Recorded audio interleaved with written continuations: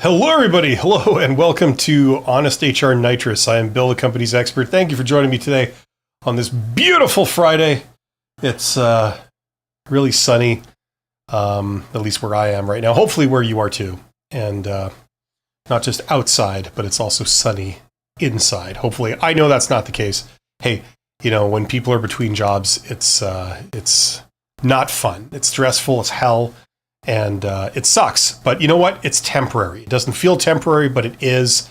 Just know that, even if it doesn't feel like that. Yes, welcome to Honest HR Nitrous. This is the live stream I do a couple of times weekly where we talk about all things related to job search, careers, that kind of thing. So that means like job interviews, resumes, applications, the hiring process, recruiters, hiring managers, networking, all of that stuff. It's all good. And this is basically a Q&A. Like, I'm just here to answer your questions. I don't really have anything of my own to talk about. I'm here just to respond to you guys. So if you're seeing my face, you should see a chat box somewhere nearby. And depending on what device you're watching this on, get in the chat. Let me know your questions. If you've been a subscriber to my channel for any amount of time, you should be able to get in the chat, ask me some questions, and I'll do my best to help you out. That's what this is for. That's the whole point. As always, I got to start out with a shout out to my YouTube channel members. That thing right there. You see that? Membership has its privileges. And to my Patreons and to my super thanks donors, I have occasionally gotten people that will give me a super chat or a super sticker. If you do, the least I can do is prioritize your question and give it my full attention and not cave to time constraints in a fast-flowing live stream. I will give you the best answer I can. And also to you, my participants. Thank you for being here. You guys are awesome. Yes, the title of today's episode is Job Search in 2025. What's changed and what you need to know. Live Q&A. So we're going to be getting into that. If you have questions about that or anything hitherto appertaining, if you know what I'm saying, let me know in the chat. Mode Cameron is here, says, hey. That's from Mode. Some wise words from Mode. That's awesome. There are 9 people here. Thank you for joining me. Okay, you know what? Until the questions start rolling in, let's talk about the title there. What's changed in job search in 2025? It's interesting because there are a lot of people who get it. And I know this because I do public opinion polls on this channel every day. And, most people get the right answer, but there's a few people that don't. And they're the ones that seem to really want to argue with me. I guess that's just how it goes, right?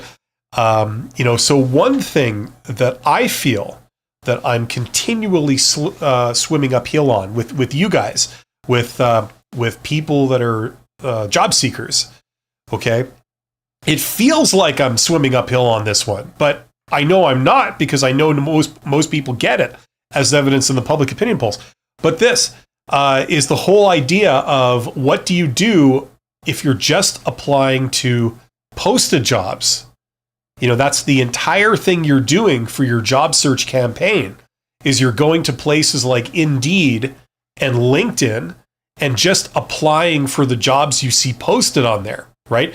Now, a lot of people who are doing this are expressing their dissatisfaction because as we are going into the future, it's getting worse and worse for the posted jobs. For example, lately it's been well documented and everybody's been commenting on it, how many fake jobs there are, right? Job postings that you see that look like a real job, but it isn't actually a real job. There is no job that they're hiring for. It's kind of something they're doing to put something out there that says that they're hiring, and then maybe to receive applications from people, so they get all these applications. But they're not actually doing interviews with people, or they're not, or if they are, they're certainly not hiring anyone at the end of it. It's all for other purposes, shall we say. It's a bit of a fraud in a sense, is that it seems like it's one thing, but it's actually not. So that's definitely something that's happening. So if you are just applying for posted jobs, then you are probably having an increasingly frustrating time because of it. Now, I just want to finish this thought, and we're going to go to Mode and to Mehmet in a moment. But so just in the 30 seconds before I went live, I just opened up a Chat GPT prompt. And because people don't believe me when I say this, and I want to share that with you, and that's this. So what I did was I just asked this. I said, what percentage of jobs are posted? Okay. And then it says, depends how you define things, but only about 20 to 40% of jobs ever get advertised on job boards or company websites. Okay. I would indicate that it's been more to the 20% range, because traditionally that's what it's always been. Some sources say 25, something. I mean, this is all the people that are talking about it and publishing articles about it, like online, okay? So where are the other ones? It says 70 to 80% of jobs are filled via personal connections, referrals, internal hires, or recruiters reaching out directly. I mean, it's filled by other things than what this thing is saying, but you know, it includes those too, right? Okay. Yeah, up to 85% of positions are filled through networking. Absolutely. You know, like I say this as a mantra on this channel because as a job seeker, you really need to tap into this. The problem, I think, comes where people don't understand what the word networking means. They assume it means all kinds of bad stuff that they hate doing and that they're no good at doing and they don't know anything about doing. So they just assume it's this horrible, huge thing that they can't do. They assume it involves certain types of activities and they get upset, they get angry, and then they refuse to research that or learn anything about it. And it's hurting them, you know? And if you're that type of person, I'm here to try and help you with this because you can kick ass at this. It doesn't require a raging extrovert to do this, you know? I don't care who you are. So we can talk about that if you guys like, but let's get over to the chat. So Mode says, not getting any responses applying on LinkedIn, connecting with VP and directors, but not yet started DMing them, how to break this ice and what to text. Okay, we can talk about that.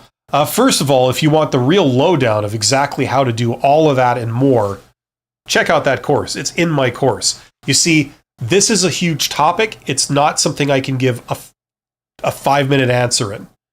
You need to know several things. For example, maybe you get the message correct that you send to this person, right? But what's the first thing people do on LinkedIn when they receive a message from someone they don't know?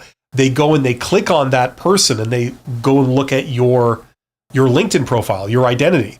Now, if you've got a whole bunch of really weird, questionable things on there that are not what you want to put out there, that's going to kill your chances. It's not just based on the message, it's based on a lot of other things.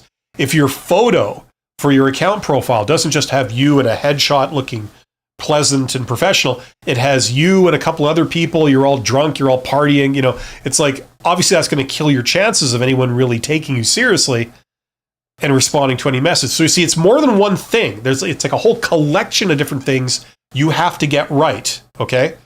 That sounds intimidating. It's actually not. It's just that there's several things you've got to all check off, you know, and get in order for this to work.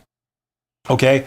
How to break this ice? Listen, that's what we should talk about today. I can't just give you a 2-minute answer, but there's several things I'd like to talk about. This. I just want to answer these questions first, and then we'll get into it. Mehmet says, hey, do you think asking for pay range is okay to a hiring manager in an introduction interview? What questions are expected? Ask the first interview asking. No, it isn't. Now, if you do it, will that be the kiss of death? Not necessarily, but it's a bad idea. For example, it's like saying the first time you meet someone, instead of saying hello, instead, could I say, what are you doing here? You know, like, will that totally eliminate any chances of you becoming friends with that person? No, but it's a bad start, okay?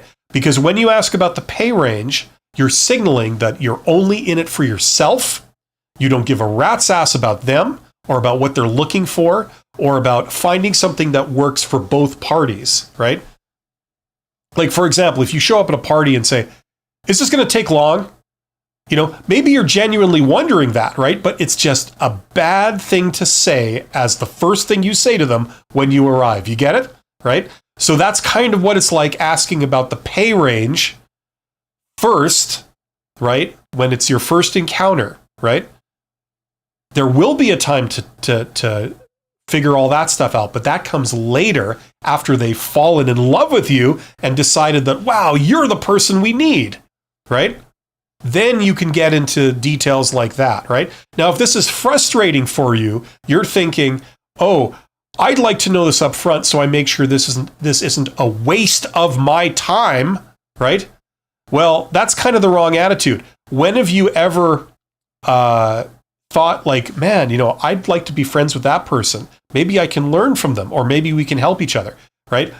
But if you go up to them and the first thing you say is like, can we help each other? Because I don't want to waste my time talking to you if it turns out we can't help each other. You see how that like shoots you in the foot? You have to have the discipline and the patience to just wait a bit before going there, right? To give this a chance of working, right? That's just how humans operate, okay? So I understand maybe where you're coming from, but it is not the right thing to say, and certainly not the right thing to say in your first encounter. AWAIS, I'm going to call you Awais, says, do you suggest updating the CV for each job or keep one master resume? Yes, and I just did a video on that. Like my very latest video is about that exact question. So maybe go watch that. But yes, in this day and age, you must customize every single resume. 5 years ago or more, that would have been that would have not been possible. It's too labor intensive. Now, it's possible, thanks to AI. Okay, so start getting with how you do this. Now, if you're not doing this, all your competitors are, and they're getting the jobs. Okay, so look into it. It's really not that hard, and you can do it for free. You don't have to pay anything. You can just use it with free tools like ChatGPT and stuff. But learn about this and start doing it. Deep Sharma says, which platform, in your opinion, fastens one's job search process? None do. There is no quick fix. There is no magic bullet that does it. It's not about being on one platform. If it were like that, then everyone would be on that platform and they'd all be employed, right? But they're not. And all the other platforms would have 0 people on them, right?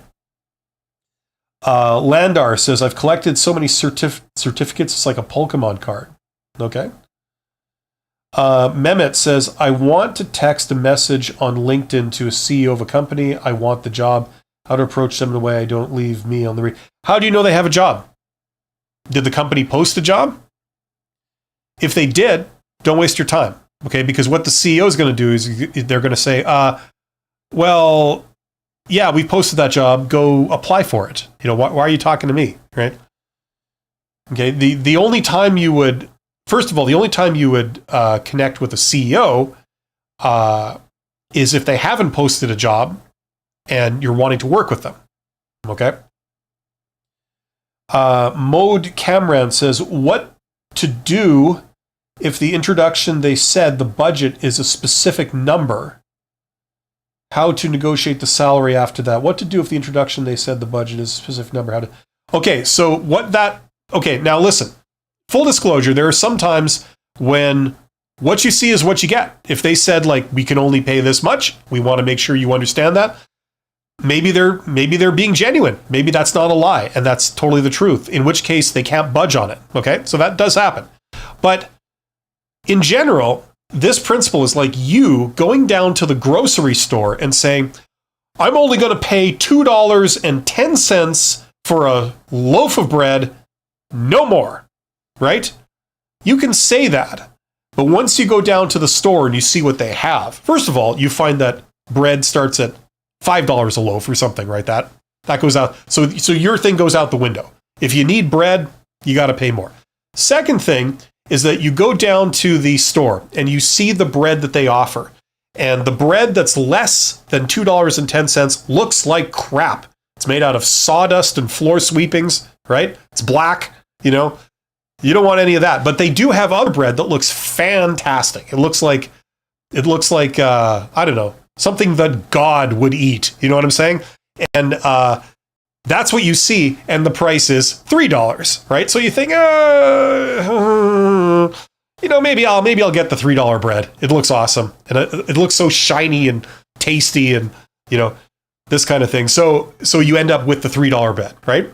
I know that's what you said. You didn't want to go over $2.10, but you ended up with a $3 bread based on what the options were, right? You could still have held fast to your desire to not pay more than $2.10, but when you saw how wonderful this loaf of bread was, it had chocolate sprinkles, it was garnished with potato chips, right?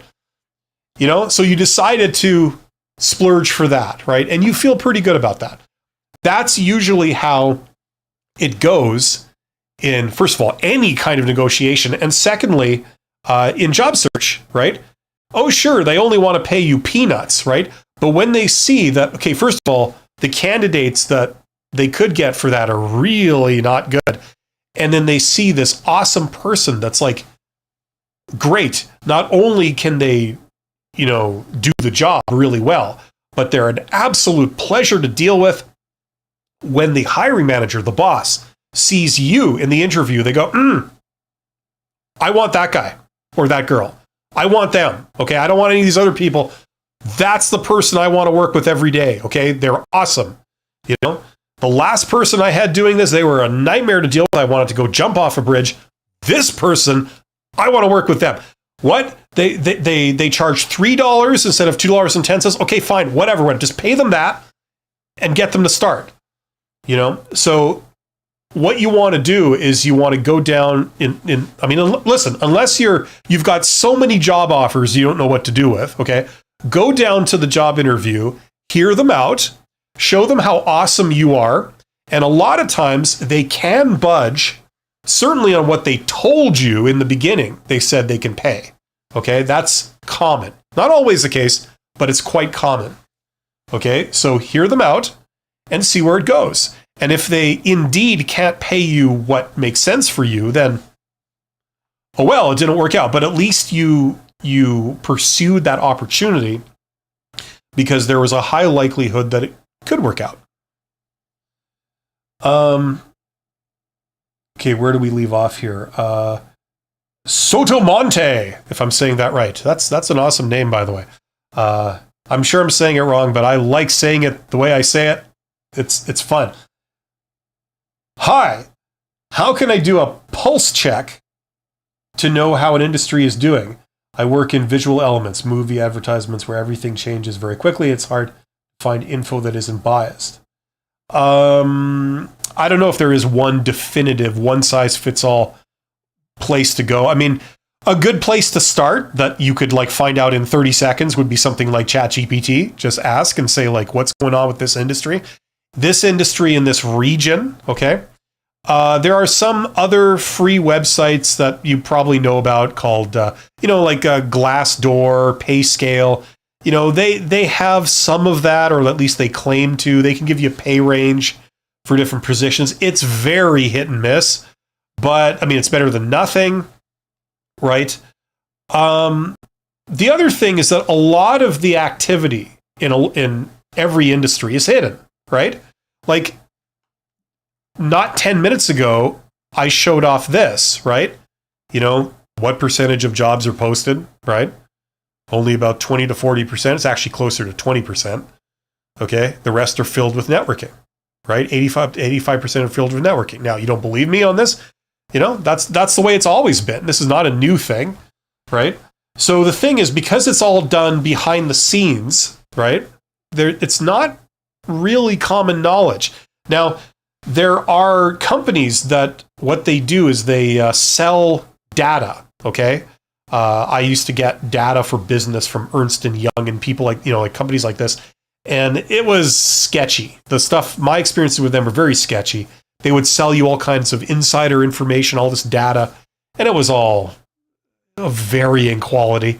But so my point is that I don't think there's anyone that really knows, and there's no central registry. The closest thing to it would be the government. So what you can do is you can go to government, like sort of economic data websites from the government in your country or your region, and they can tell you like how many jobs were added, how many people are hiring in different industries.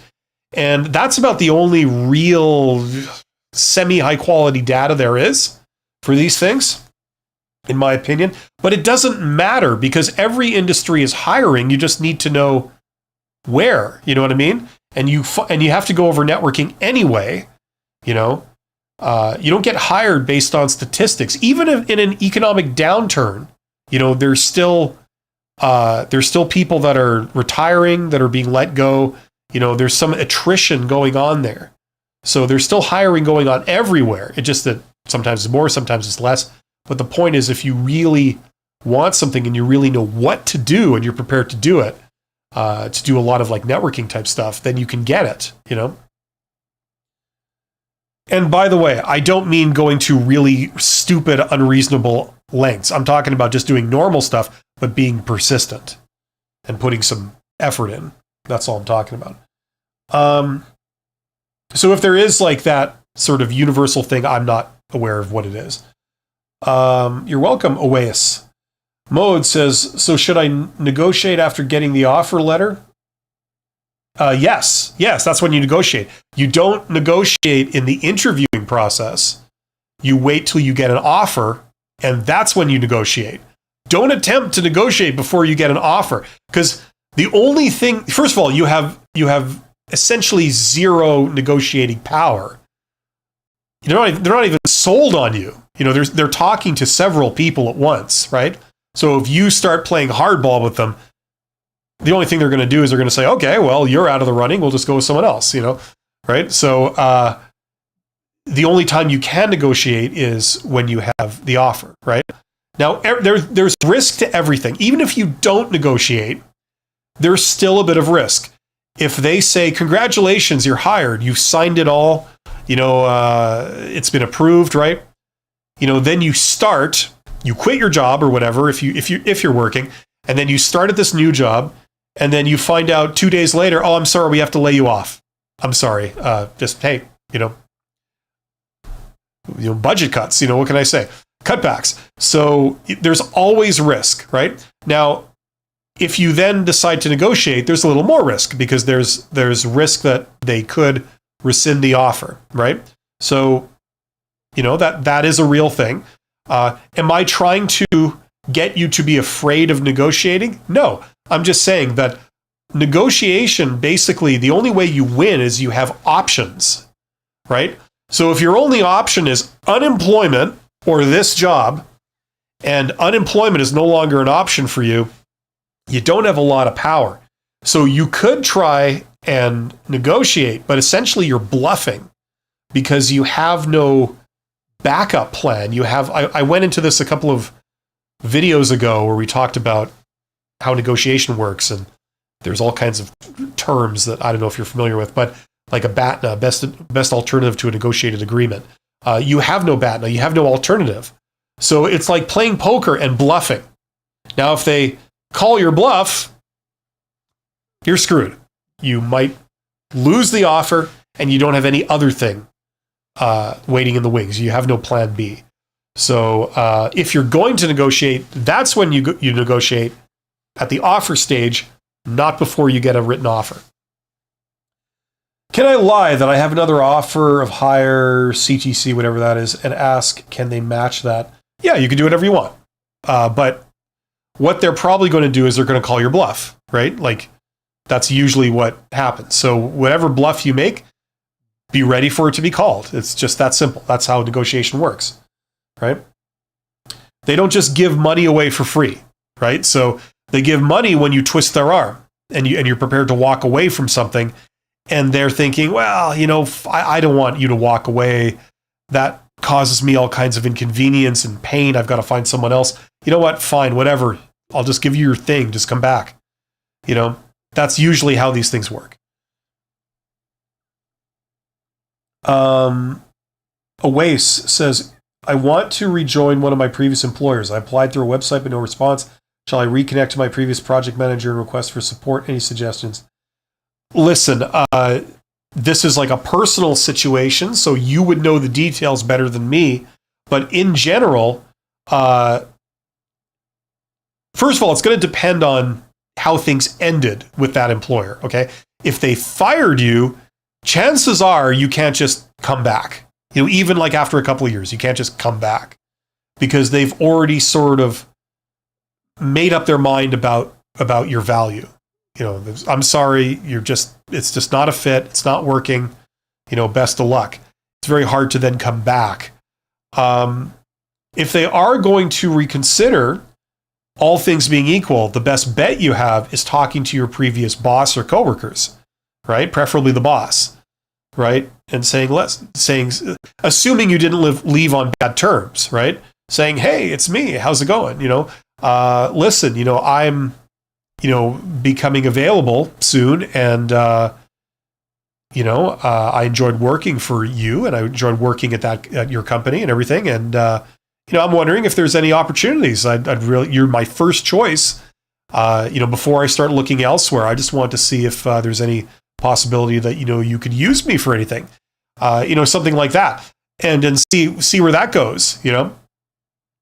And maybe they say, well, you know, the odds are is that they have nothing right at the moment, but you know, you could say, listen, even if it's part-time, you know, whatever, you know, I'd very much like to come back. I think I can still offer you guys a lot of value and all this kind of stuff if you're looking for that, you know, or if not in your old department, are there any other vacancies at the firm that, you know, maybe I could just slip into, you know, based on my past history. You guys know I'm pretty good, you know, something like that. Like that would probably be your best bet, right? Because you're essentially trying to get the job through networking rather than just applying as a candidate. You apply as a candidate. The other thing is that you left, right? Now, if you were laid off, that's one thing. But if you just left because you decided to leave, you know, that's going to be a problem because you've shown that you're the type of person that gets a job with them and then leaves, right? So, you know, knowing this about you, they might not want to re-engage you, right? So it would be better to talk to your previous boss and capitalize on the personal connection, on the fact that they know who you are, you know, you already work well together or whatever. You know, like I would try at that approach. But obviously it's going to depend on the details of, you know, your relationship. Okay, where did we leave off here? Okay, previous employer. Sure, reconnect with my previous project manager and request for support. Any suggestions? Yeah, like support in coming back with them. I don't think they're going to help you if what you mean by support is help you to get other jobs. I don't think they don't do that, generally speaking. Landar says, why can I only get an internship but never an entry-level tech job? I'm not sure. Why is that, Landar? I don't know who you are. You know, are you qualified for it? How are you going about getting the job? Are you trying networking? That's usually the key to like land all these things, right? See, entry-level tech jobs, they really don't care about the person, you know. You know, they're kind of, how can I put this? I don't want to sound condescending, but they're not that important to the company. They're not mission critical. You get the wrong person, it's not the end of the world. You let them go, you replace them with somebody new, you know, and get on with your lives. You know, it's really not that big of a deal. So they're just looking for basic things for entry-level jobs. And some of those are technical, like you have to be qualified to do the job. But let's face it, there's a lot of people that are qualified, right? So the tiebreaker will be looking beyond your qualifications to who you are as a person, right? Now, there are some people out there that are qualified for the job that are absolutely insufferable, okay? That nobody wants to work with because they are a pain in the ass. Okay, there are other people who are technically qualified to the role that they know how to talk to people. They know how to collaborate with people. They also have a certain amount of maturity to realize that it's not all about me. I'm a tiny cog in a big machine. I believe that things should be done a certain way, but I understand that, they can't just change the way they do everything to suit me. I'm one of a whole bunch of people in this work group and or this division or this department, right? And there's a lot more senior people than me.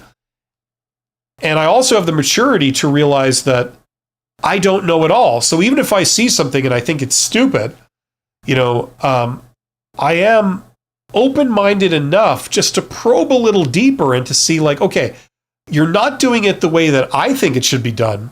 Why is that? Is there maybe something I'm missing that if I knew that thing, it would explain this and it would all fall into place? And I would agree. Yes, absolutely. This is how it should be done, the way you guys are doing it, right? These are all soft skills, shall we say, right? Professionalism, maturity, communication skills, collaboration skills, that kind of thing.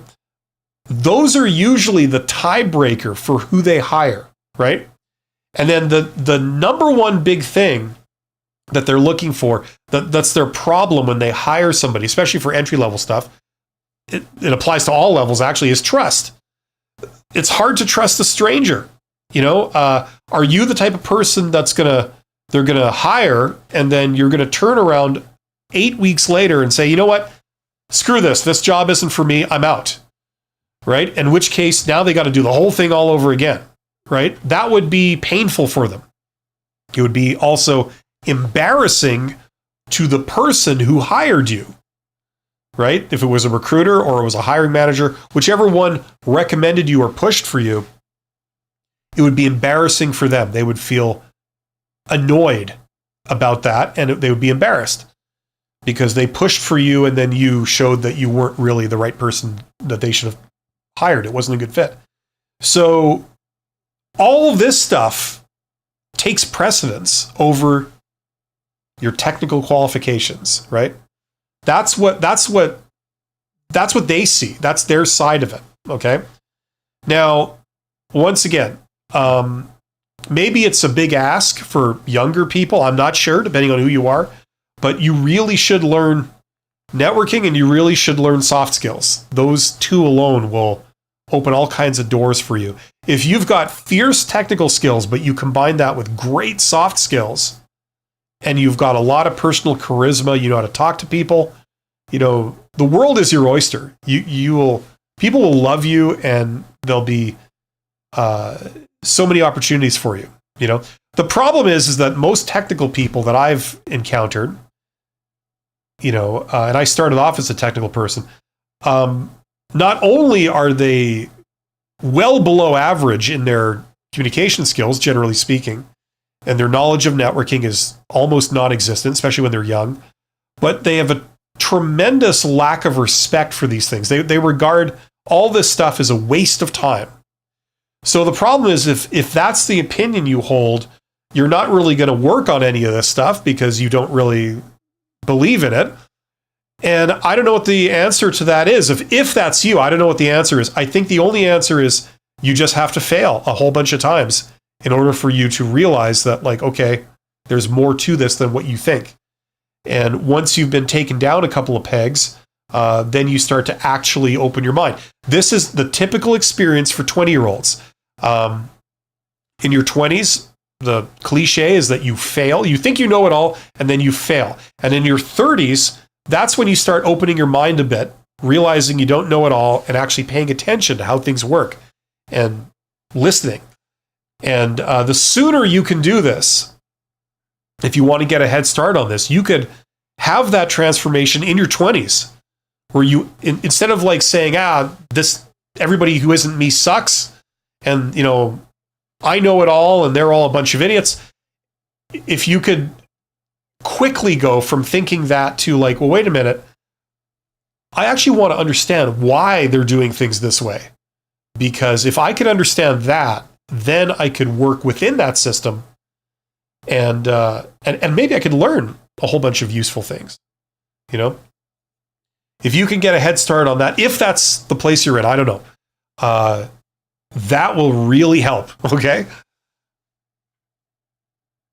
Okay. Hopefully that makes sense. But for things like internships, things like entry level jobs, it's all about like if you're the person that showed up in person, that's usually all it takes to get those, because you've got 700 candidates that applied, one showed up, and that one had a 10-minute conversation with the hiring manager.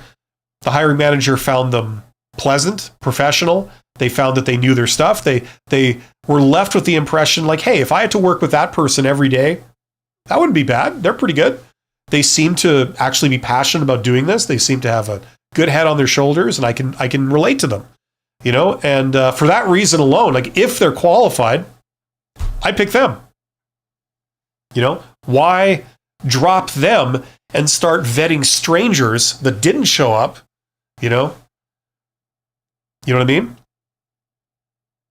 So anyway, the more you can learn about that stuff, the further you'll go. It'll really help. So maybe that will give you some clues as to answer this question. Why can I only get an internship but never an entry-level tech job? I know nothing about you, but hopefully that some of that might be helpful and might apply to you. I'm not sure.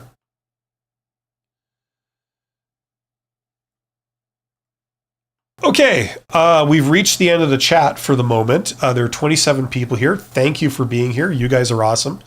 If you're looking to learn how to get a job and how to do all the little parts of that, applications, resumes, interviews, negotiating offers, networking, how to get informational interviews, how to do direct outreach to employers, all that kind of stuff, check out that course. That's where I put all my learning, all my advice, all in one place. Check that out. There's a link in the description box below this live stream. And that will help you. Okay, so coming back to some of this stuff, I showed this earlier. What percentage of jobs are posted? Only about 20 to 40%. Like I said a couple times, it's actually about 20%. Okay, up to 85% of positions are filled through networking. I'm showing this to you guys because people don't believe me when I say this stuff. This is how the world works. This is how employment has always worked, because the biggest thing about employment is trust, and it's hard to trust strangers. It just is. This is the reason why management level jobs, once you get to the mid-level management and you try to go up, it's exclusively through networking. Because, you don't give a CEO job to someone who just showed up and applied on the website for the CEO job. It just doesn't work like that. It would be the equivalent of you if you had a house and a car and bank accounts, whatever. It's like handing over the keys to your house and the access codes to your bank accounts to a stranger to manage it for you. Are you going to do that to a stranger? Absolutely not. I don't care if you've had 10 conversations with that stranger. You're not going to do that. That's why people tend to only do that with family members and stuff. Because it's not about skill. That's not the number one thing. It's trust, right? When they hire you, they trust that you're going to actually want to do the job and do it, and then you're not going to quit within 3 weeks. And when you're there, you're going to actually do a good job. That's a lot of trust. They're inviting you in, they're giving you access to all their company data and access to the building. And, if you were a psychopath or a criminal or you were crazy, you could do all kinds of damage, So, that's the number one thing. I don't know where all this stuff goes, but, let's talk about people for a second. People, hiring managers and recruiters are people. Recruiters are trained to think a certain way and evaluate candidates a certain way. I know this because I taught recruiters in university. This is how it goes. This is what they're taught. They don't know anything about anything, but they know about employment standards and labor laws, and they know about job interviews. Okay, and this weird type of job interview they do, it's because it's taught to them, right? And a lot of these kind of silly principles, they're all based off stereotypes right?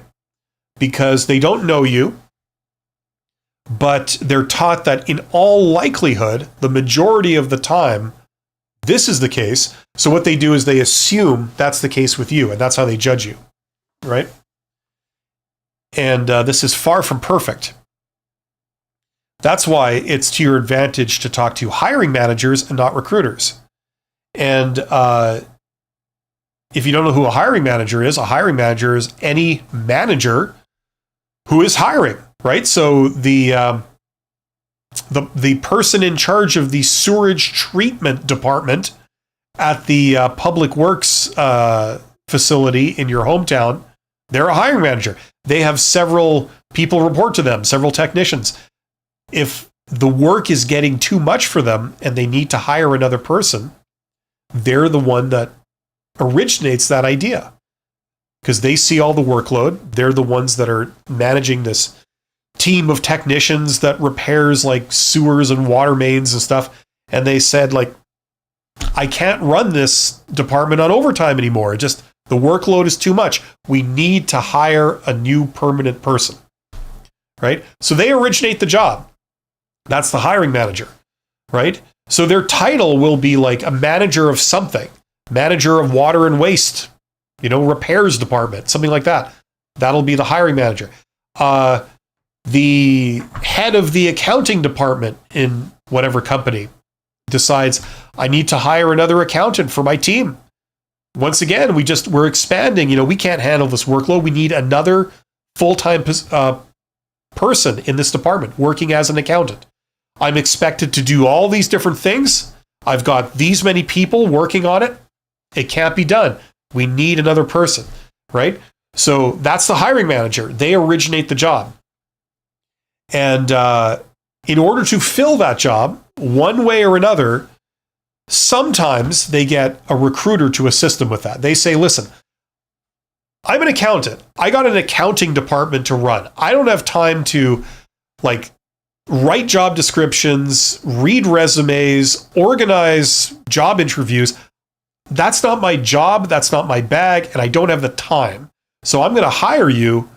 Either you're an internal person or an external person, and you're going to do all that for me. Go out and find me some candidates that are fully qualified accountants. They have this. Find me a bunch of those people, say 10, okay? And then show me their resumes, and we'll see how many of them I would like you to bring in for a job interview. You do the initial screening. You verify all the basic stuff, right? But then when you've done that, come and give me your short list of candidates, and I'll get involved. I want to meet them all before I hire anyone.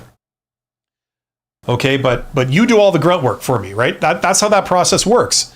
So the hiring manager is very much in charge of this entire process. They determine what they want.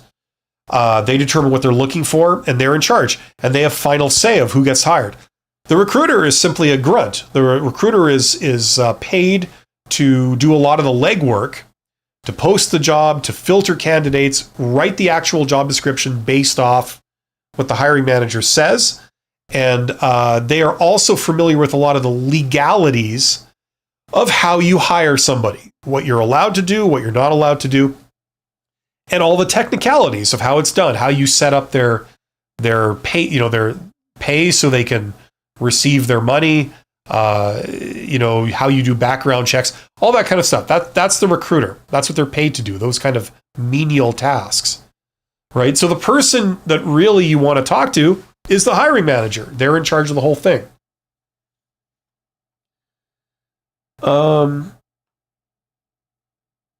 Well, we still haven't gotten any more questions. There's 27 people here. Why is there always 27 people? Do I have like 27 regulars? I always note that whenever I look up at the amount of viewers, it's always 27. So either there's like a bug and a glitch and it's stuck there, or for some reason I always get 27 people that show up to these things. Either way, I'm not complaining. Thank you for being here. But it always says 27. So anyway, yeah. Now what is a hiring manager looking for? Like the recruiter says, listen, look, You want me to do a job posting? Okay, I got to have something to put on the job posting. Now, I'm not an accountant. I'm not a sewage treatment attendant. I don't know what, the job posting should say. So tell me, what are you looking for? What do I put in the job posting? Let's start with the requirements. What are the requirements for this role? And the hiring manager says, I don't know. I mean, maybe, I don't know, previous experience in, the sewage treatment department, I suppose would be good. I don't know, 5 years. If they have this certificate, that certainly helps. Now there are some jobs where it's like a profession where you have to be licensed to do that role and stuff. And definitely there are requirements that are a lot more formal and required for certain things. But generally speaking, a lot of jobs, it's really not clear of what the requirements really are. Should you have all education, or should you have all experience, or should you have a combination thereof? If you've already been doing it for 10 years, do you really need the formal education? There's not a universally accepted answer for that for most jobs, right? So this is why if you were to speak to the hiring manager, and for example, you met them and you had a brief conversation, and during that conversation, they saw that you know your stuff. You talked about sewage treatment issues and technology and technique and, what's involved in it and the tools necessary and where it's going in the next 5 years. When you clearly knew your stuff and you kind of agreed with them, you had similar views on it. And when they started talking about, they were talking shop. They were talking about the technicalities of the job, and you could follow it and you could contribute to the discussion. It's pretty clear that you know your stuff, right? In addition, they enjoyed speaking with you. You didn't talk all about yourself. You asked about their opinions on things, and they really appreciated that. And it felt like you were really listening, and you sort of asked some very intelligent questions back that made them think about things. And, you got along really well, and they liked you. You had a lot of charisma. It's like, that's usually what a winning candidate looks like. If someone like that comes along, usually they'll cancel the entire thing with the recruiter and say, look, I've got someone that I think might be good for this. Now, can I get you to just do a background check to vet them? And assuming it all checks out, I'd just like to go ahead and hire them. I need to get cracking on this quickly, right?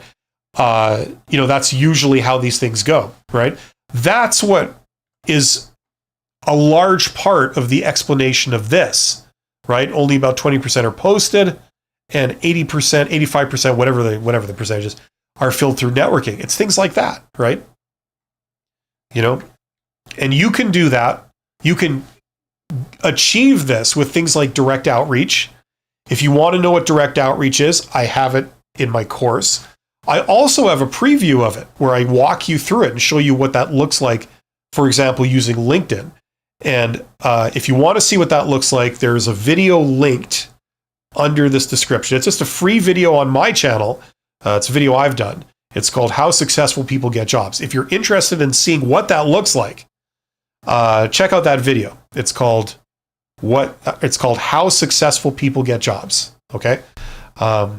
I'm not trying to get you to leave my live stream, but I'm just saying, if you want more of an explanation and more visual, because I show you my desktop. It's like a view of my desktop as I'm on LinkedIn going through how this stuff works.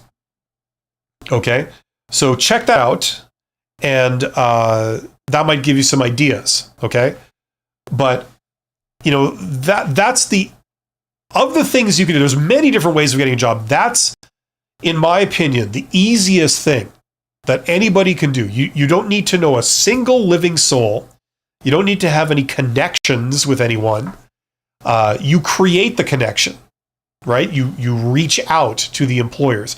You need to know who to talk to. You need to know what to say, and you need to know what channel to go over. Okay. And what I do is in my course and in that video, I give you one way of doing it. There are many ways of doing it. I give you one way that's more tailored to introverts, because you're reaching out on social networking. You're not doing it in person. Okay. You can certainly do this in person. There's a lot of extroverted people out there. They do a lot of different types of activities that are very effective. There's a real advantage to being an extrovert when it comes to stuff like this. I'm not an extrovert. I'm an introvert, and I've behaved as such my entire career. But with a little bit of thought, you can actually do a lot of things as an introvert. And this is one of them. So if you're interested in that, go check that out. That's a partial explanation for a lot of this stuff, right? Because when a really good job opens up, a hiring manager says, I really need to hire another person for my department. Several things happen. One of them is that you get candidates land right in their lap. Imagine if someone sent them a note right at that moment, right at that period where they're like within those couple of days, where that was saying like, listen, if you're ever looking for someone who can do this, right? Let me know, because I know about your company. I know you guys do this work. I think that's awesome. I do that. I'm very good at it. I solve this problem. If ever you're looking for someone to solve that problem for you, let me know, because I would love to work with you. Have yourself a great day. Imagine if that message landed, it came to that hiring manager right at that time. If it did, they would probably want to investigate. They say, hey, I'm actually looking. I just realized I need to hire someone for that. I need to hire another accountant. You're an accountant? You're looking for work? You know about us and you specifically want to work here? Hey, that's a good start. Now I can see from your note that you sound quite professional. You also are quite persuasive. You make me want to respond to you. There's no obvious red flags. There's nothing that seems fishy or anything. You haven't like misspelled my name or said totally inappropriate things. What little I have of you is giving me a good first impression. Moreover, I can now, if it's over LinkedIn, and this is what I showed off in the video I just recommended, I can go and visit your profile and I can see, who are you? And it's like everything checks out. You seem professional. You seem to have the right qualifications. It certainly has potential. It all checks out. It all kind of speaks to kind of what I'm looking for. So yeah, maybe I'll respond to that. I'll say, hey, listen, why don't we get together and chat? Like I might have something, I don't know. Let's maybe talk about it some more. Right? Now, if that person works out, you don't have to do the entire job search campaign. That gets the hiring manager out of writing, like with the recruiter, working with the recruiter, writing up like the job posting, writing up the job description, sitting in round after round of job interview with people, right? You're saving the hiring manager from doing all that, and they're all for it. You know what I mean? Right? So this is the advantage in things like direct outreach. It's like the simplest possible thing you can do. You just send a little template message, So tune into this stuff. Learn about some of these techniques. It'll be to your advantage. How are we doing here? Let's see here. Where did we leave off? Okay, we got some. So Sotomonte says, "Great, thanks, man. As you said the name, and I said the name perfectly. Okay, awesome. But did I say it with the right accent? That's the question we're all asking ourselves. Now, if you can say this with a killer accent, you get bonus points." Michael Kirkin says, after a long time in the searching the job mode, how are we supposed to reset our mind to rebounce? Often the fortune smiles us again and a job offer finally lands. Well, cocaine helps to reset your mind. No, listen, I don't know precisely what you mean. If you're just stressed out and I don't know what you've been dealing with. You've just been searching for jobs. So I don't know. You mean handling the rejection, handling idiot recruiters that ghost you, that mislead you, that are unprofessional. They say rude things. They never do what they say, and they make you genuinely weep for the human race having to deal with them. I understand that can be quite unpleasant. And for what it's worth, you have my sympathy, you have my empathy, because I remember having to deal with that crap like 20, 30 years ago. And it just marveled at how incompetent these people can be, yet they still have a job. That was my personal experiences. And from what I understand, I'm not alone. How do you reset your mind? I don't know, a little bit of success helps, just dumb luck. Sometimes some little bite comes along or something. But Michael, all I can say is that you're awesome, you're highly employable, you're highly valuable, and you're going to find something. This is temporary. It does not feel temporary. It feels like this is the end of the world, but it's not the end of the world. You're going to do okay. You're going to come through this, and you're going to forget this place that you're in now. This is not only going to be a distant memory, but you won't even remember the place you are mentally right now, okay? Because you're going to be happily employed, okay? So know that. And how do I know this? I'm playing the odds, You're going to be okay. Now, if you're trying to, first of all, I also want to say, if you've never worked in sales, like most people, okay, you're going to find this process especially unpleasant, because that's where the rejection comes from, because you're selling yourself. You're selling yourself as an employee, right? And selling is a numbers game. It's rife with rejection. If you promote yourself to 100 prospects, like 100 potential customers, you're lucky if one says yes. 99 say no. You're lucky if one says yes. It's a numbers game. But the flip side of that is that if you know that's the ratio, then if you want to get one bite, one sale, that all I have to do is I have to go to 100 random customers, right? If I want 2 sales, I have to go to probably 200 random customers. If I want 10 sales, I need to go to 1,000 customers, right? That's how these things work. It's a numbers game. So the same thing for jobs. You apply for all these different jobs, and your ratio might be 1%. It might be 0.1%. It could be 5%. It could be 10%. It could be 0.5%. Whatever it is for you. It depends on where you're going to, it depends on how effective you are, and it depends on the economic situation.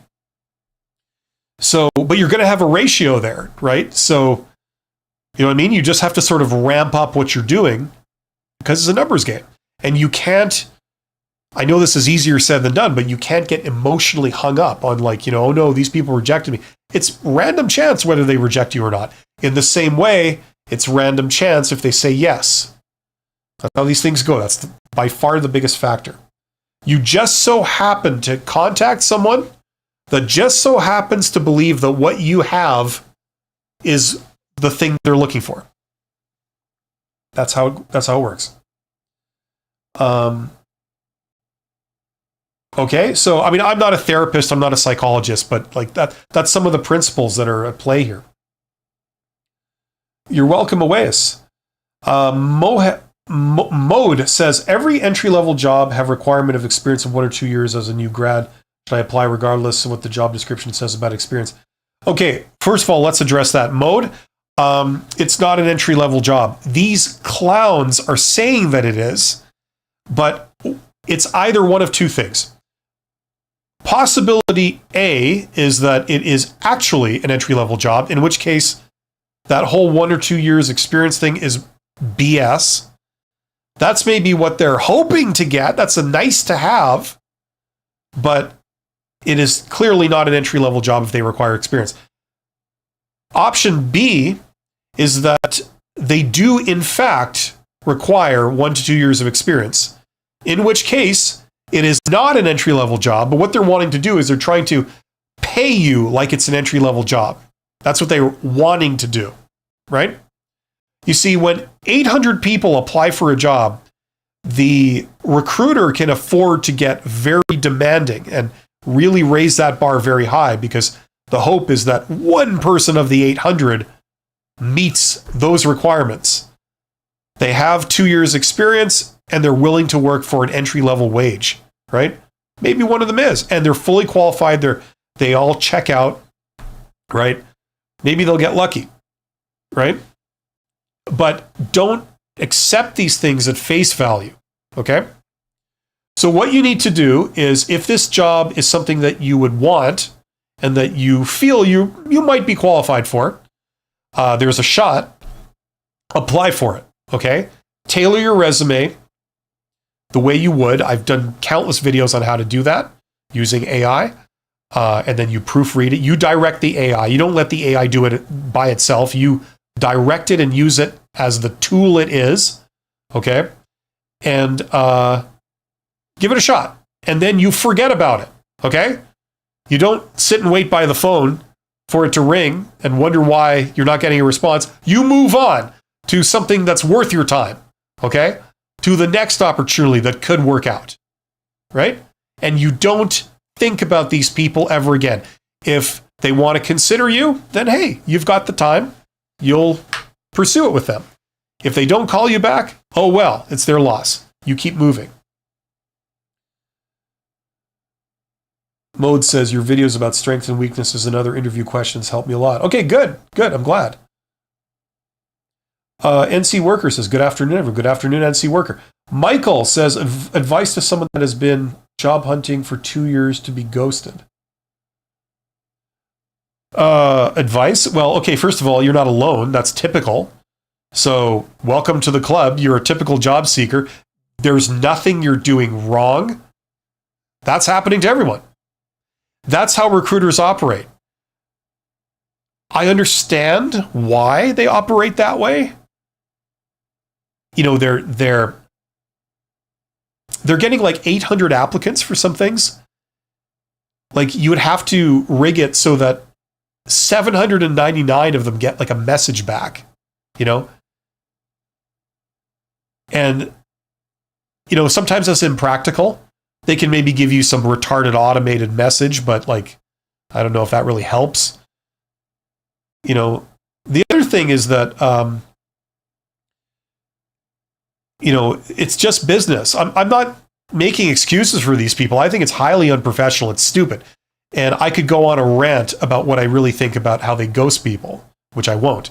But it's dumb. It's stupid. That's how these people operate. Knowing this, don't take it personally. I know that's easier said than done, but just remember that. It's not personal. It's just how they operate. And there's several reasons why they're doing that, right? You know, efficiency. They don't want to have awkward conversations with people. The company's been sued when they've said you haven't got the job and it's because of this. You know, there's a whole bunch of reasons why. Some people have gotten very angry, very emotional, you know, so they've just found that they do this. And the other thing is that in a lot of other areas in life, ghosting is the language of saying no, right? When you're negotiating offers for sales and stuff at high levels, I hate to say it, that's what they do. But the difference is that at those levels, people understand what ghosting means. They're not taking it personally. They're saying, oh, I guess it just didn't work for you, right? Like, okay, well, we have nothing further to talk about, you know? Or you just, you know, you said you were interested, but it wasn't really that important to you. You're still interested in a hypothetical sense, but in practical terms, it's not a priority right now, so the phone doesn't ring. You know, so anyway, there's a whole bunch of reasons why I still think it's unprofessional, especially to do it with job seekers. But you're normal, okay? If you've been job hunting for 2 years, that's a little on the long side, but it's still not unheard of by far. Like, a lot of people are in that boat. What I would say is that after 2 years, whatever you're doing, you might agree at this point that, you know, you maybe have to refine what you're doing. Okay? It's not just as simple as doing the same thing again and again and again, because after 2 years, if that was going to work, then chances are it would have worked already, right? So hopefully that's going to get you into a place where you're open-minded to consider other methods of getting a job. And not just the methods, but like switching up how you're going about doing it. Okay. So maybe your resume is not really working, or maybe your approach to writing an application is not really working, or maybe you're going after the wrong jobs, right?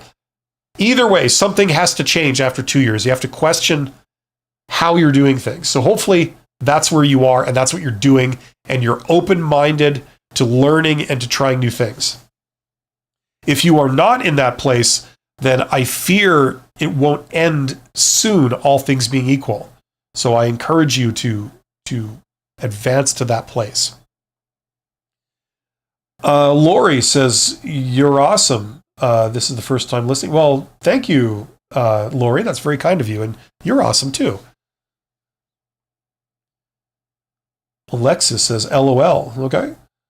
That's good. I hope in a good way.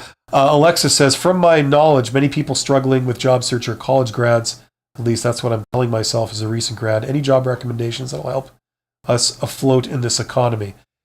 And it continues. Putting aside experience, because those that I'm speaking of are struggling to land roles in careers that they studied.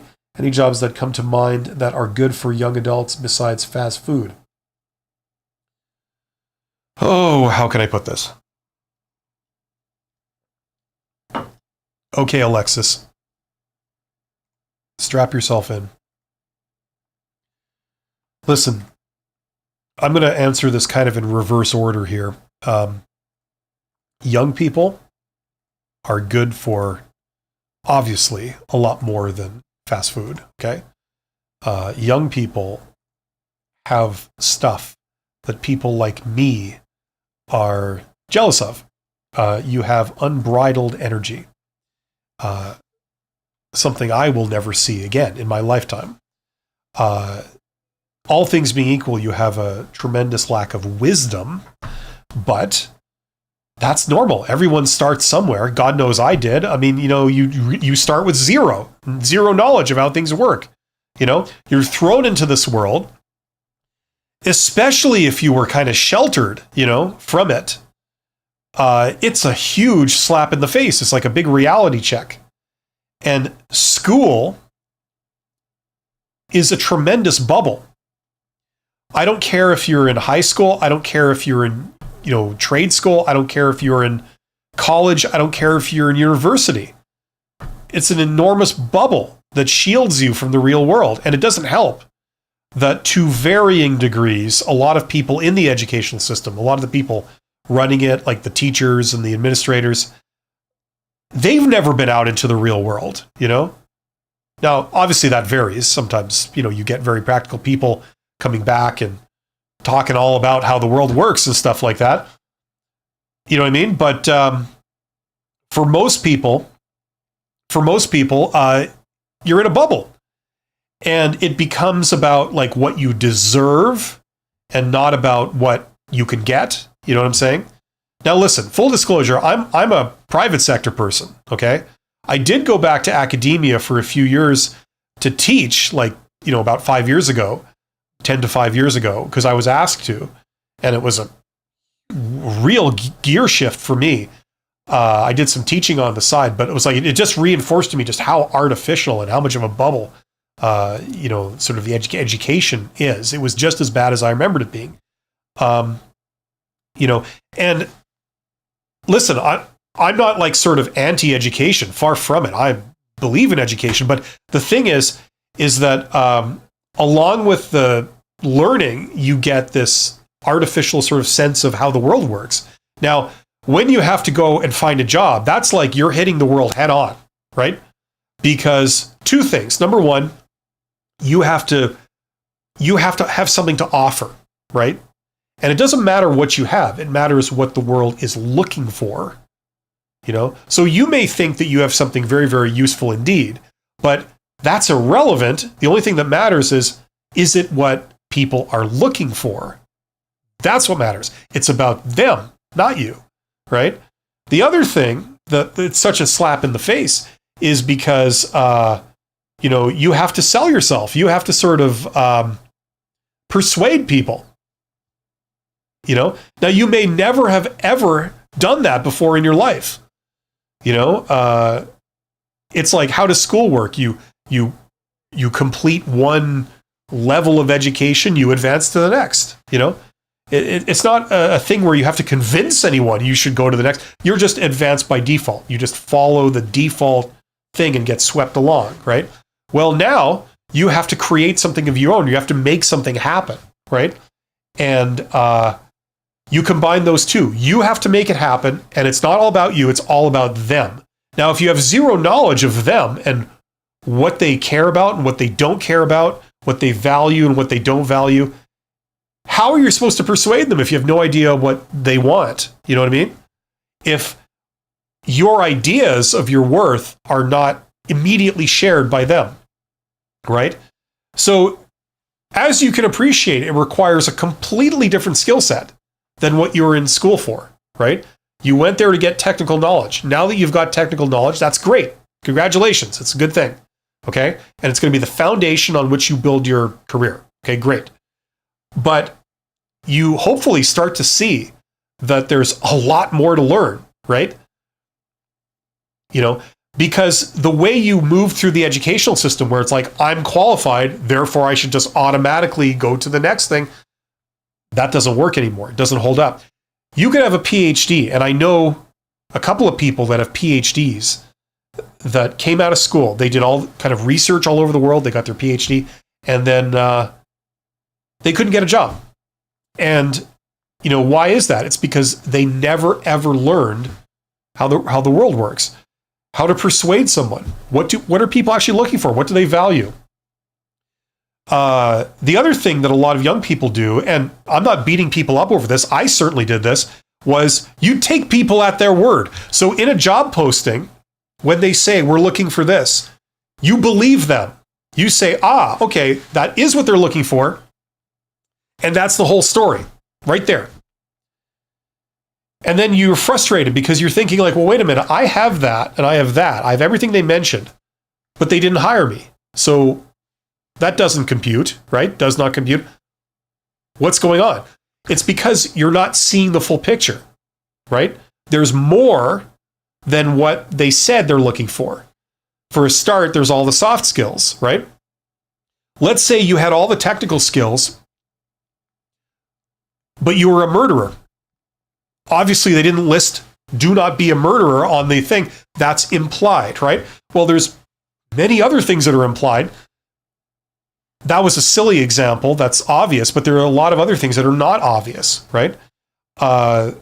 You need to be able to talk to people. You need to be able to persuade people. You need to be able to understand what's important to them, because how to get a job, for example, is not about you. It's about them. What can I do to help you? And if I can really give you the things you're looking for, you'll want to work with me. If I don't even know what you're really looking for,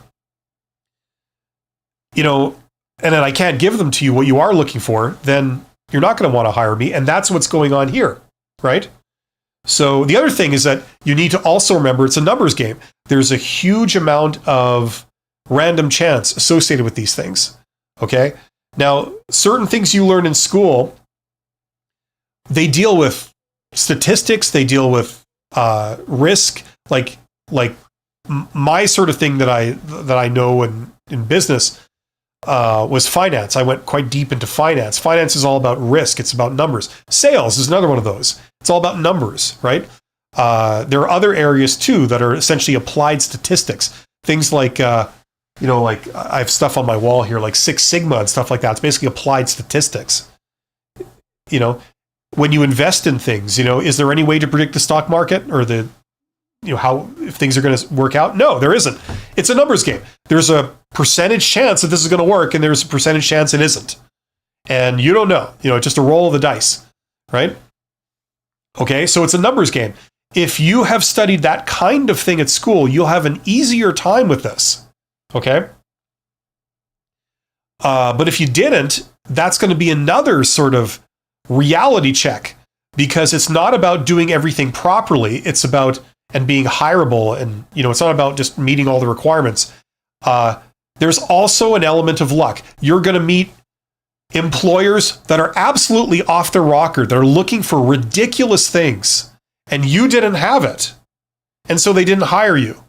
You're also going to meet employers that are looking for things that are bad. Like they want someone that they can exploit. And sorry, you weren't it, right? Now, is that a good thing or a bad thing that you don't have it? You know what I mean? It's a numbers game. It's a very serendipitous process. You just happen to have something that this person just happened to be looking for, and from the process of random chance, you connected, and bam, something worked out. That's what this game is about. So the more attempts you make, the better. The better quality of the effort you're putting forward, the better, right? And it's a numbers game. And you're also, to a degree, competing against a lot of people because either you get the job or them, right? So by definition, if that's how it's working, if you do the same thing that everyone else is doing, you are looking at the same jobs, you're using the same methods, that's going to be self-defeating. You have to be able to beat the others. And you don't beat the others and elevate yourself above the crowd by doing exactly the same thing that everybody else is doing, right? And that also, it contradicts education, because education, it's all about conformity. You all have to follow the rules. You don't get points for bypassing the rules or circumlocuting the system. That's very much frowned upon, right? In the real world, if you follow all the rules and you need to get validation for everything you're doing with everyone else, that's actually, it can be self-defeating, right? So it's a whole different game, okay? Now, I fear that what I'm saying is not really that helpful. I'm just sort of saying generalities here. But this is the kind of game that you're playing, okay? So with all those principles in mind, look at job search and what you should do, the techniques you should employ. Look at it from that perspective, okay?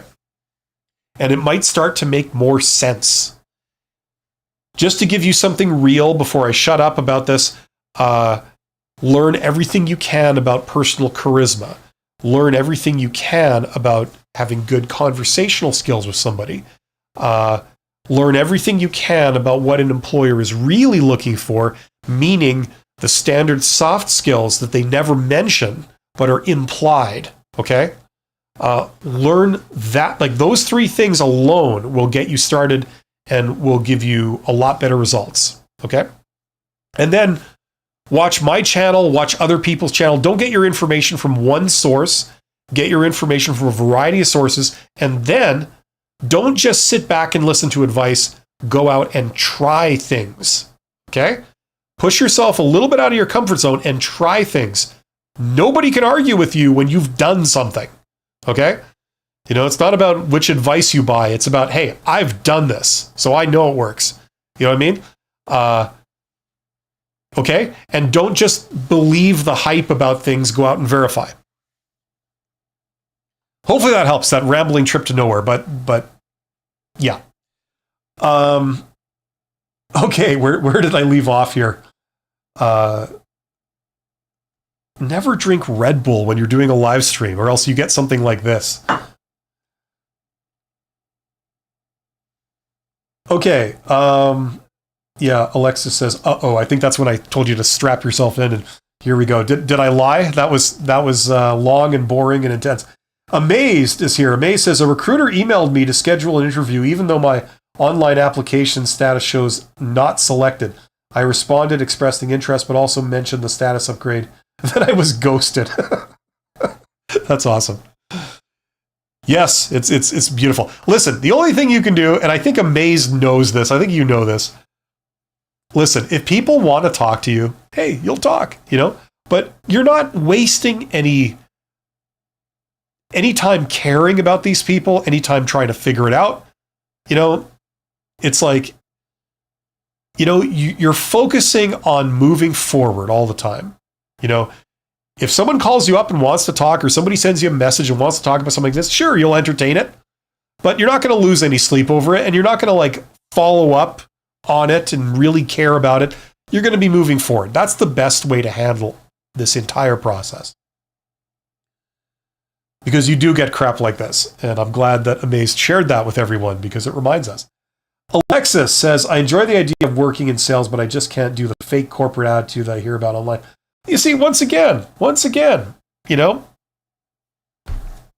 you're listening to people. Have you done corporate sales? Do you know it? Have you seen it?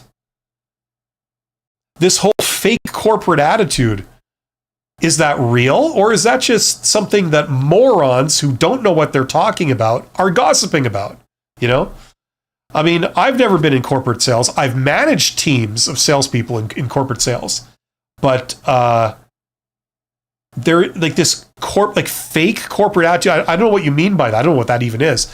It's like what I found is that when you're doing stuff like I worked in kind of industrial type services. So you're making sales that are worth a lot. They're like $10,000 up kind of thing, you know, and at that level, you can't bullshit people. You know what I mean?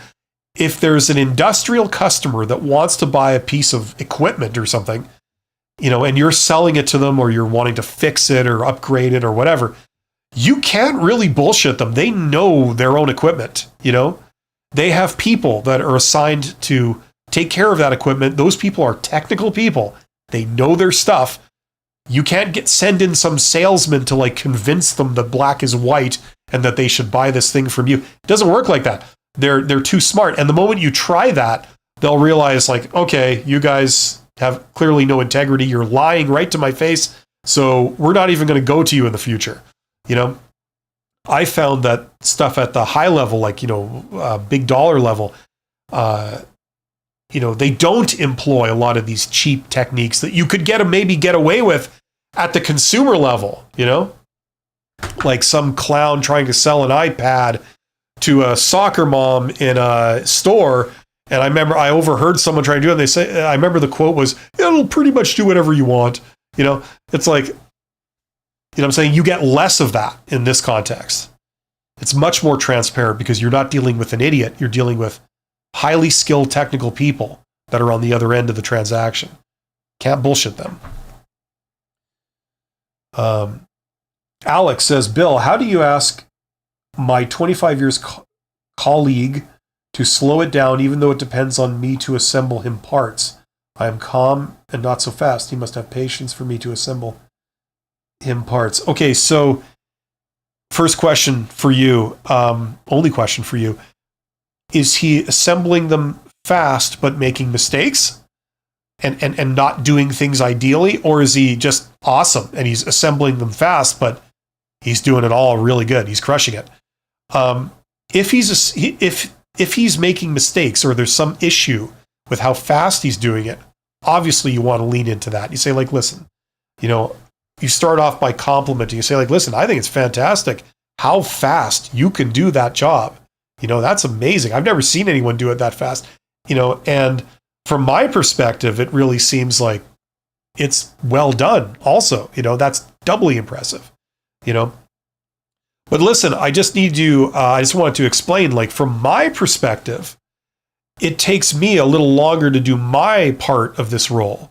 I feel that like I'm going as fast as I can, but in order to be meticulous and to ensure that I'm doing it right, I can't, in good conscience, go any faster than I already am. Does that make sense?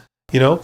And so the fact that you're doing it fast is great, but it's starting to look bad because there's all this like, you know, work in progress that's sort of building up between us, you know, and it makes me appear that I'm going slow or something, you know. And I was wondering, you know, could you maybe dial it down a little bit? That would certainly help me a lot. You know, I don't want to interfere with what you're doing, but, you know, it would prevent this from becoming an issue for me. Does that make sense? And then get their sort of reaction, like listen to what they say. Give them an opportunity to say, like, I have a problem with that for this reason, you know. And if they say, like, I've got a problem, then say, like, you know, okay, no problem. That I understand. Can you help me understand that? You know, I don't feel that I really see your side of it. You know, this is the kind of stuff you have to go through, right? You know, it's a lot quicker if you just dictate to the person, stop doing this.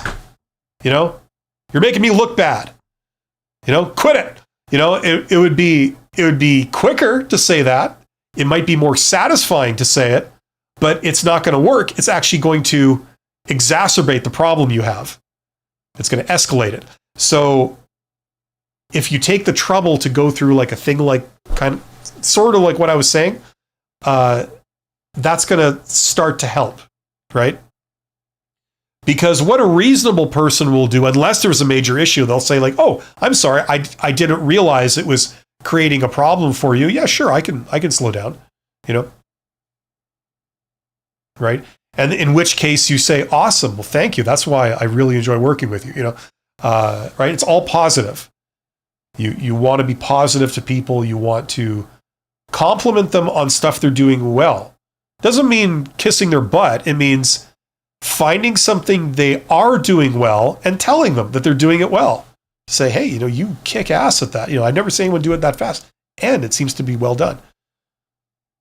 People love that. How often do you get that in your daily life? Does someone come up to you and say, hey, I noticed that you do this, and that's awesome. How often do you get that? How does it make you feel when you get that? You feel pretty good. You end up liking the person that's telling you that and wanting to work with them.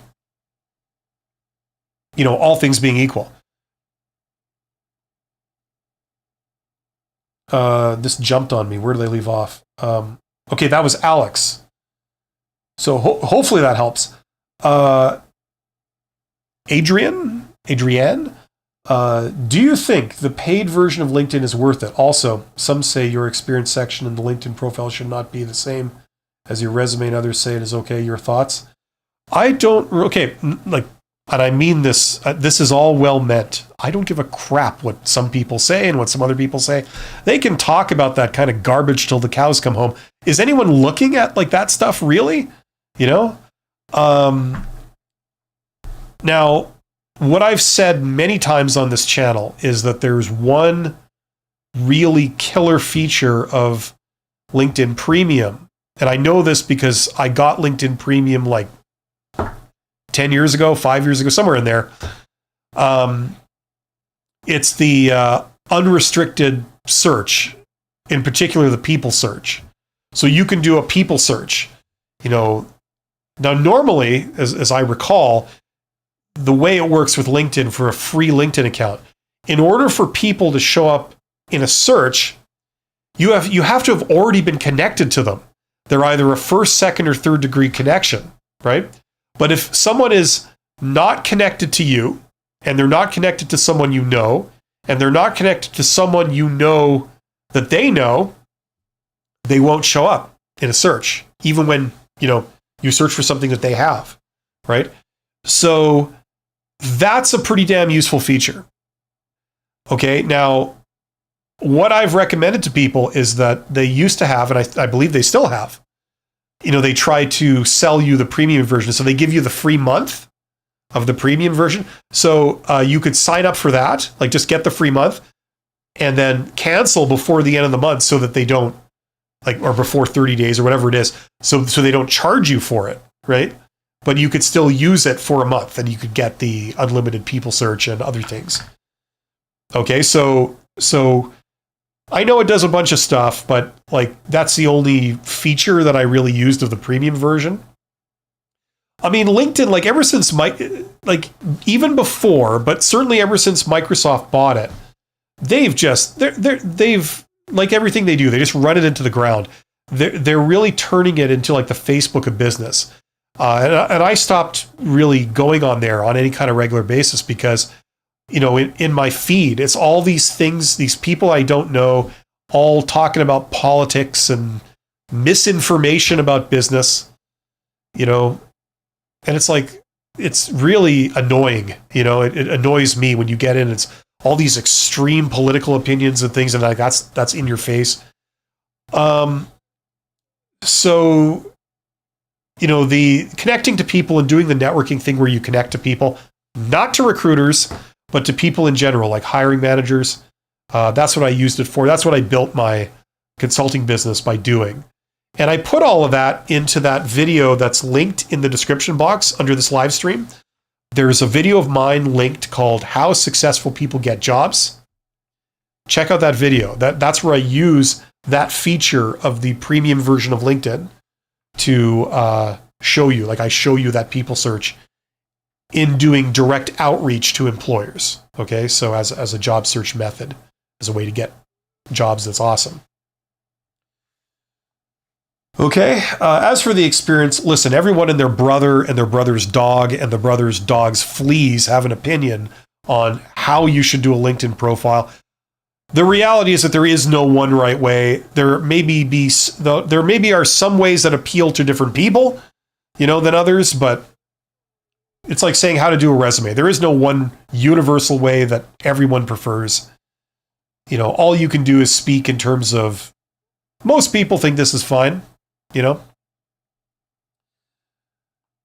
Alexis says very insightful stuff on this channel. Thanks a lot. You're absolutely welcome. It's very nice of you to say that, Alexis, because I feel that I'm just motor mouthing this in an unbroken stream of consciousness, which is real fun to listen to.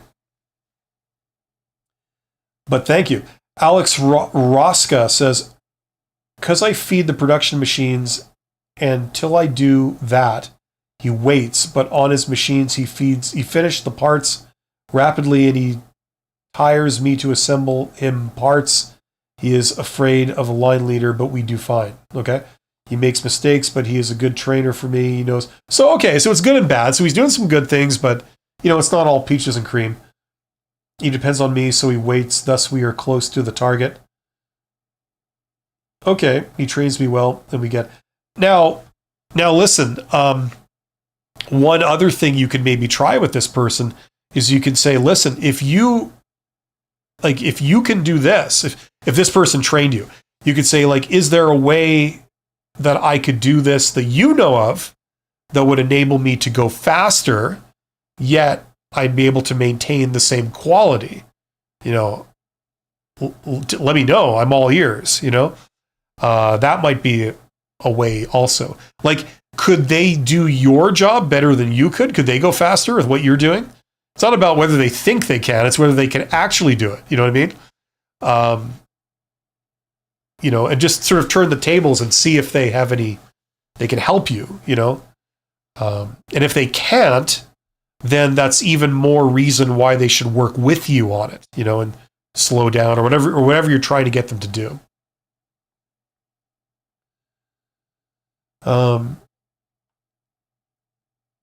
Robin says, I'm starting a consulting firm at the beginning of May. I provide HR consulting and headhunting services. I'm very early stages and have not secured my first client yet.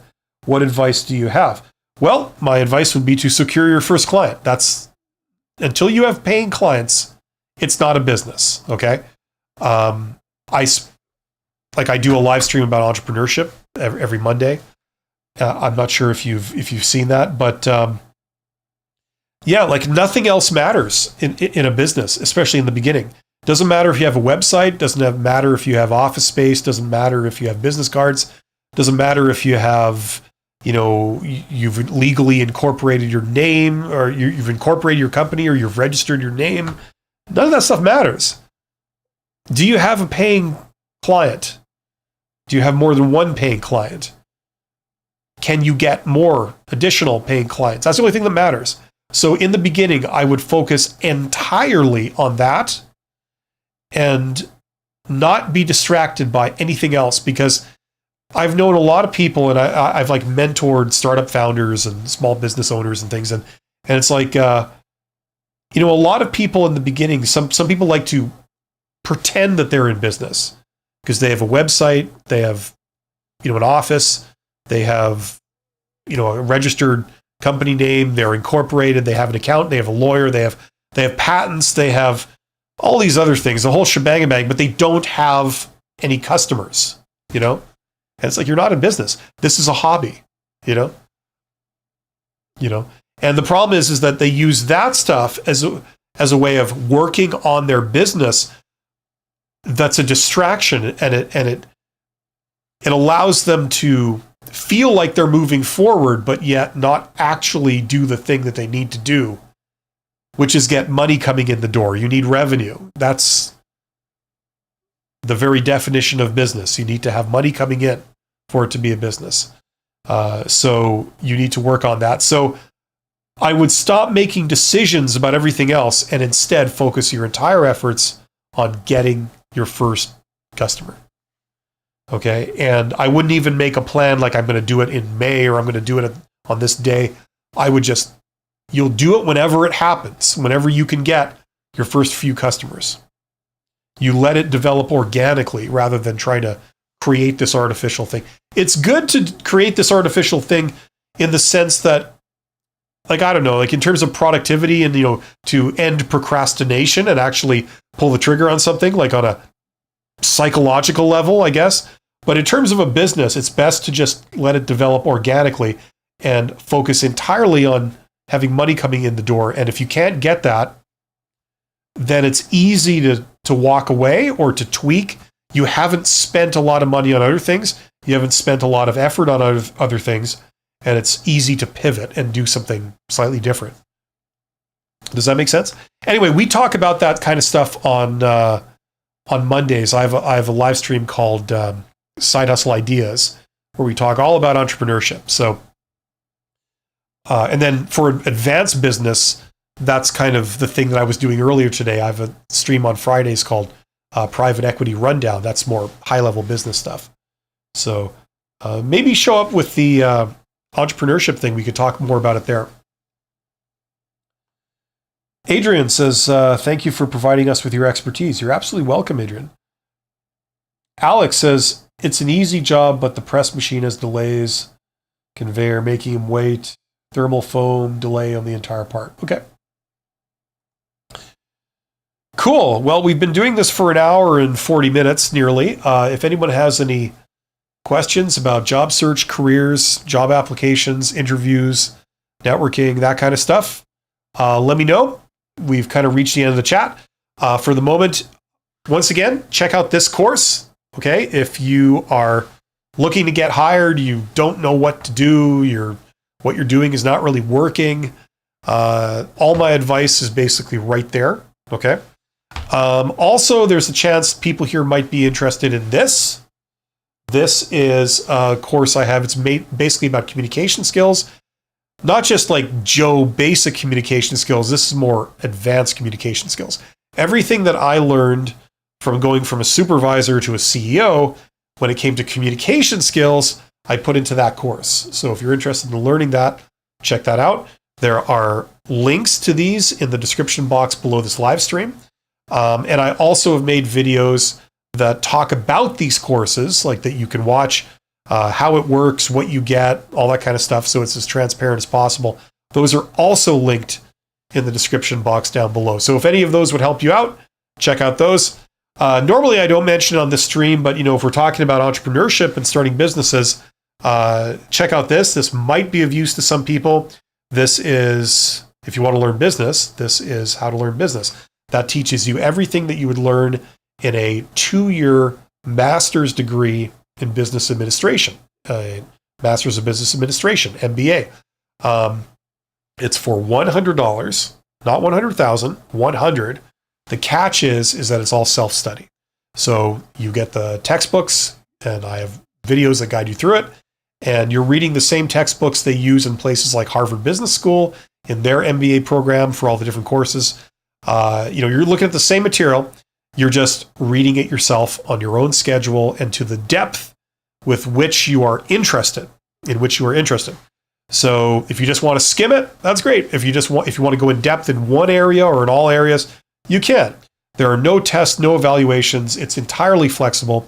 It's for people that want to learn business, entrepreneur types, people that are thinking of getting a real MBA and they want to put their toe in the water just to kind of see what they'll be learning and if they are into it. Or you just want business skills. Business is the scientific study of how to make money. It's a pretty useful thing to know. Helps you make money. But I have all these courses. Check them out. I don't offer one-on-one coaching. I'm not a career coach. I have no interest in doing that. But I do these live streams to just try and answer questions and things. But the courses are a much better bang for the buck anyway. So check those out if that's the kind of thing you're wanting to learn. And not a lot of people know this, but I do have a couple of other channels. Let's see if I can move my finger in the right direction. I have the Company's Expert 2, where I put a lot of stuff that talks about this sort of thing, job search. And I have the Company's Expert 3, where I talk more about business stuff. So if you want even more of me babbling, check out those channels, subscribe to them, and there's another source. It's all Bill all the time. So who could want anything more? Alex says needs a job in the press. Okay, we talked about that. As for my day off in August, the line leader tries to give me advice. Okay, well, I feel like I kind of responded to that, Alex. Hopefully that makes sense what I said. Best of luck to you if you want to know how to address it with your compadre there. Okay, if you have any questions, let me know. I'll wait for another 30 seconds or so if anybody's got anything. I'll be back on Monday. I do live streaming on Mondays. I talk about entrepreneurship in the morning in North America and job search in the afternoon in North America. So come back for that. And I think next week on Monday, yeah, it's another edition of Honest HR Nitrous. Every second Monday, I do a collaboration with someone from another YouTube channel called Life Work Balance. Her name is Abby. She's a recruiter. So we do this kind of thing together. So you send in your questions and both of us are answering, so you get her perspective as a professional recruiter. You get my perspective as a former CEO and hiring manager. And, between the two of us, we could pretty much hopefully answer anything. But that's happening not on Monday, but on a week Monday. I'm going to just briefly wrap this up here. Hopefully everybody has seen this, because most people get this, but some people don't. And the ones that don't tend to try and argue with me a lot about this. So I went to ChatGPT. I said, what percentage of jobs are posted? And it said only about 20 to 40% of jobs ever get advertised. It's actually closer to 20. Okay. Jobs are filled through networking. That's called the hidden job market, because the jobs aren't hidden. They're there and you can get them. It's just that they're not posted on public job boards, so you can't find them that way. Up to 85% of positions are filled through networking. Yeah, I would say 80% of positions are filled through networking. That's how it's always been, and I highly suspect that's how it's always going to be. Okay, so, especially these days where we're seeing fake jobs, we're seeing all kinds of silliness in the posted job market. As always, I would encourage you guys, the single best thing you can do, in my opinion, that will help you get hired quicker and get you into a good job, is to check out the jobs that are not posted. Okay, what they sometimes refer to as the hidden job market. Okay, you don't have to take it from me. Don't, if this is surprising to you, you've never heard about this, you don't understand it, don't take my word for it. Go out and do your own research and learn about it. I just want to see where this went here. It kind of gives you all this information about it. Now, what does it say here? If you're relying solely on online applications, you're only accessing a small share of the market. That's exactly what I say on a regular basis. And up to a fifth of those might not even be real, like fake jobs. I think it's actually more than that, but there you go. Build and maintain a strong network. Yeah, you can. That's one way, but you don't have to. Engage in internal and external referrals. Okay, yeah. That's not the end of the world. That's not the dumbest idea ever. But the point is, you don't need to do either of those things.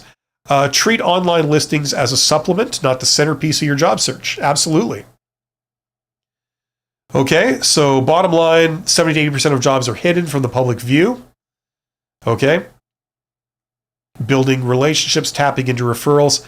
Now, like I've showed you on this channel many times, and like I've said earlier in this live stream, in the description box below this live stream, I've referenced a couple of videos of mine. I've linked a couple of my own videos in there. One is called How Successful People Get Jobs. Okay? Check it out. That shows you direct outreach. That shows you kind of how that works. And to do direct outreach, you don't need any of the stuff it's talking about. You don't need to build and maintain a strong network. Okay? You can know absolutely nobody. You can move to a new city where you know no one, and you can start doing this and you can land something. engaging in external and internal referrals. You don't need referrals because you're creating the connections, and you're not on the inside of an employer where you can make referrals or tap referrals. So, you know what I mean? You don't have to do that either. Okay. So this is definitely the case.